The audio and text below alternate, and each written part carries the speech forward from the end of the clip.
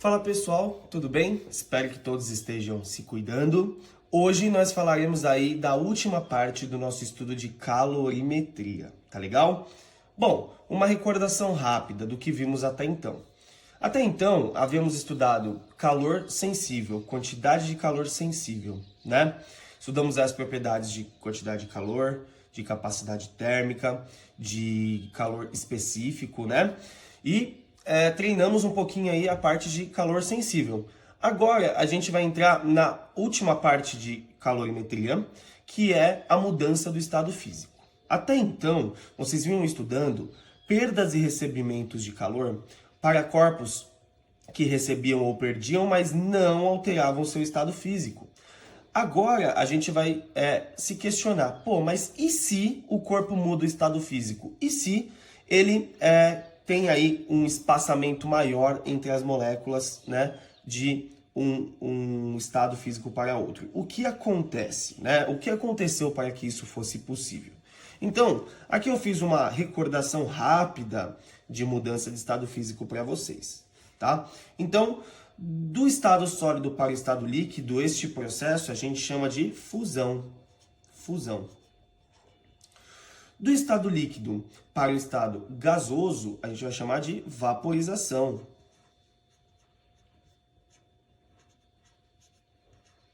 Agora a volta, do gasoso para o líquido, a gente vai chamar de liquefação. E do estado líquido para o estado sólido está solidificando. Então, solidificação. Acho que vocês estão cansados de ouvir aí esses nomezinhos, né? Solidificação. Bom, quando acontece um recebimento ou uma perda, a gente sempre tem que analisar pelo menos dois corpos, tá bom, galera? Então, olha só. Analisando dois corpos, um corpo hipotético A e um corpo hipotético B, com a seguinte condição: a temperatura de A é maior que a temperatura de B, através da definição de temperatura, a gente entende a passagem do calor. Veja, se o corpo A possui maior temperatura do que o corpo B, as moléculas de A estão mais agitadas, têm um maior grau de agitação molecular. Então, como tem um maior grau de agitação molecular, a gente fala que o A possui maior quantidade de calor para ceder para o corpo B no caso. Então, o A perde calor e o B absorve este calor. Como o A perde calor, ele tem um calor negativo. Isso é caracterizado por uma perda. Como o B recebe calor, a temperatura dele aumenta. Então, por ele receber, é maior do que zero a quantidade de calor dele, né? Então, recebe. Neste formato, qual é o tipo de calor que está sendo passado, galera? O tipo de calor é o calor latente, quantidade de calor latente. Esse Qzão vem de quantidade. Quantidade do quê? De calor necessário para que o corpo mude seu estado físico. Então veja, para que eu possa calcular isso, eu preciso da massa do corpo e do L, que é seu calor latente. Então não confunda, tá bom? Eu vou colocar aqui em cima, ó. O Qzinho da equação é quantidade de calor latente. Quantidade de calor latente. M de massa, certo? E L de calor latente. Eu vou dar um exemplo desse L para a gente poder entender melhor o que seria esse calor latente, né? Vamos isolar ele nesta equação? Vamos isolar este L, vai ficar quantidade de calor sobre massa, né? Então, hipoteticamente, ficaria assim, ó. L é igual a quantidade de calor sobre a massa do corpo. Agora, veja. Eu vou dar um dado aqui para vocês, que é o calor latente de fusão da água. Ou, desculpem, de vaporização da água. 540 calorias por grama. O que isso significa, pessoal? Veja. Quantidade de calor pode ser dada em calorias e massa pode ser dada em gramas, então caloria por grama. Quando eu falo que o calor latente de vaporização da água é 540 calorias por grama, eu estou afirmando para você que a água precisa receber 540 calorias para que 1 grama mude seu estado físico. Ou seja, estamos aqui do líquido para o vapor, certo? Neste processo de vaporização com este exemplo.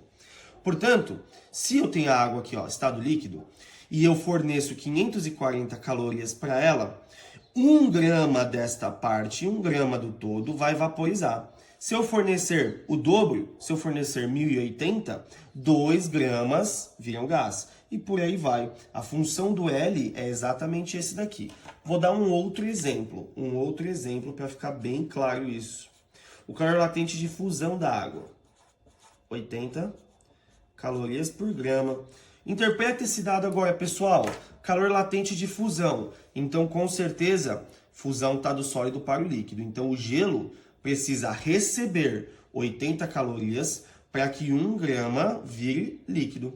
E por aí vai, né, pessoal? Se eu tiver daqui para cá, ó, liquefação e solidificação, eu retiro essas quantidades de calor para que os corpos mudem seu estado físico. Então, o L, ele é caracterizado pelo tipo do estado físico que você está trabalhando. Dependendo do tipo, temos uma quantidade de energia a ser fornecida. Tudo bem? O que a gente chama aqui de diagrama de aquecimento ou curva de aquecimento, tá? Através dessa curva de aquecimento, eu acho que vocês vão entender de forma mais clara o que eu estou querendo dizer para vocês, tá? Vamos supor aqui o aquecimento do gelo, por exemplo, tá? Vamos pegar um cubo de gelo e vamos aquecer ele, ó. Vamos colocar aqui que o gelo, ele tenha uma temperatura inicial de menos 10, tá bom? Menos 10 graus Celsius é a temperatura do nosso gelo. Veja, o gráfico relaciona temperatura aqui, ó, em Celsius, e aqui quantidade de calor em calorias. Então, para que esse gelo atinja a temperatura zero, eu preciso fornecer calor, certo? Então, eu vou fornecer uma quantidade de calor conforme o tempo passa, até que esse cara saia do menos 10 e chegue no zero, ó. Veja, saiu da temperatura menos 10 e foi para o zero, atingindo uma determinada quantidade de calor que eu forneci. Vamos chamar essa quantidade de calor A. Beleza? Não sei o valor. Agora que eu cheguei na temperatura zero, eu preciso fornecer calor para que ele vá para 1. Então, o corpo ele fica um tempo na temperatura zero até virar para a temperatura 1. Portanto, eu vou ficar um tempinho aqui, né? Tendo calor sendo fornecido a mim, até que eu atinja uma quantidade de calor B que faça com que eu chegue no ponto de virada, né? De 0 para 1. E aí de 1 para cima, até quanto? Até 100 eu tenho que receber uma outra quantidade de calor para que eu atinja a temperatura 100. Quando atingirmos a temperatura 100,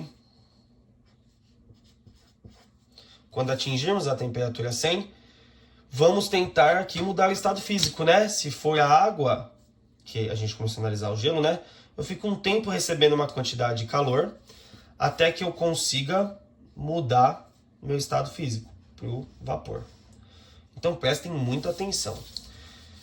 De menos 10 até uma quantidade de calor A, foi um calor necessário para que eu aumentasse minha temperatura. De A para B, um calor necessário para que eu saísse do sólido e fosse para o líquido. De B até uma quantidade de calor C, foi a quantidade para eu chegar do 0, do 1 no caso, até o 100. Agora, até D, de quantidade de calor recebida, foi um tanto que eu precisei para sair do líquido e ir para o vapor. Então, galera, pera lá. Eu tive calores que me variaram a temperatura e eu tive calores que fizeram com que eu mudasse do estado físico, né? Então, vamos analisar só o estado físico, gente. Só o estado físico, ó. Vem comigo. De menos 10 até 0, que é daqui até aqui, ó. Eu estava em qual estado? Em qual estado, gente? Sólido. Agora, daqui até aqui, eu estava na transformação de sólido para líquido. Então, aqui, sólido mais líquido. De B até esse ponto aqui, ó, daqui até aqui, eu recebi calor, mas eu era o quê? Líquido. Daqui até aqui, estava na transformação líquido mais gás, até que eu virasse só gás. Agora, sabendo esses estados físicos aqui, os estados físicos consolidados mais as transformações, qual tipo de calor eu recebi nesses estágios? Bom, de menos 10 até 0, eu tive que variar minha temperatura, eu não tive? Sem mudar o estado físico? Então, calor sensível. De A para B, eu recebi qual calor? Calor latente, né? Porque eu estou mudando o estado físico. De B até C, que é daqui até aqui, ó, de novo calor sensível, só mudei minha temperatura. Fiquei um tempo fiquei um tempo nos 100 graus, mudando o estado físico. Então aqui mais um calor latente. E aqui de novo para aumentar a temperatura, mais calor sensível, né? Então o que eu posso afirmar? Eu posso afirmar que nos patamares retos do gráfico, que é quando eu não estou mudando a temperatura, eu só recebo calor latente. Nos patamares inclinados, que é onde a temperatura está mudando, eu recebi calor sensível. Então, toda mudança de estado físico está associada a 2 calores. Eu tive que mudar a temperatura para depois mudar o estado físico. Então, vamos dividir esse diagrama aqui em partes, né? Vamos dividir em partes aqui, ó. Posso chamar o calor recebido de A de calor sensível. Foi o calor recebido daqui até A.